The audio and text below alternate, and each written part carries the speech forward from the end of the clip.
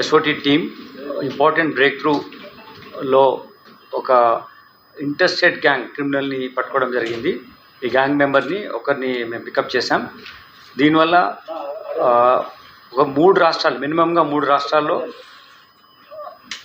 Weapons use చేసి ఒక దొంగతనం చేయాలి, లేకపోతే ఒక నేరం చేయాలి, ఎనీ కైండ్ ఆఫ్ అఫెన్స్ చేయాలనే ఒక స్ట్రాటజీతో వచ్చినటువంటి గ్యాంగ్ను న్యూట్రలైజ్ చేశాం. వాళ్ళు పట్టుకోవడం జరిగింది.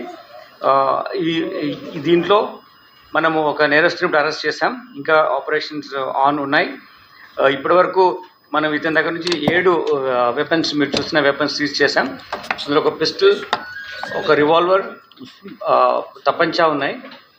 అలానే జనాల్ని భయపెట్టి వెపన్ లాగా వాడి చూడడం కోసం ఎయిర్ పిస్టల్స్ కూడా 4 ఉన్నాయి.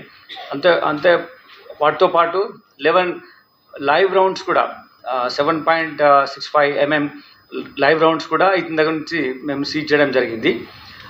ఇతను చాలా డిఫరెంట్ విధంగా గ్రో అయినాడు క్రిమినల్ యాక్టివిటీలో. మనకున్న నేరస్తుడు సాయిరామ్ రెడ్డి, ఇతను కాకినాడ నివాసి. కాకినాడలో ఉంటూ కాకినాడలో ఒక బంగారం నగలు దొంగతనం చేసిన కేసులో అరెస్ట్ అయ్యాడు.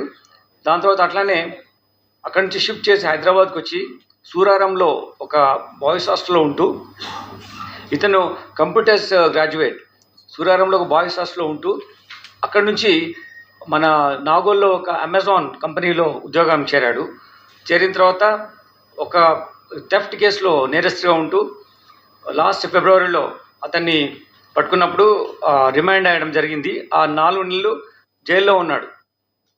రిమాండ్ అయిన తర్వాత ఆ జైల్లో ఉన్న టైంలోనే అతను చాలామంది వేరే నేరస్తులతో అనుబంధం పెరిగి మామూలుగా చిన్న చిన్న నేరాలు చేయొద్దు, పెద్ద నేరాలు చేయాలి, ఎక్కువగా ఆర్థికంగా బలపడాలంటే బిగ్గర్ అఫెన్సెస్ చేయాలనే ఉద్దేశంతో నెట్వర్క్ బిల్డప్ చేశాడు.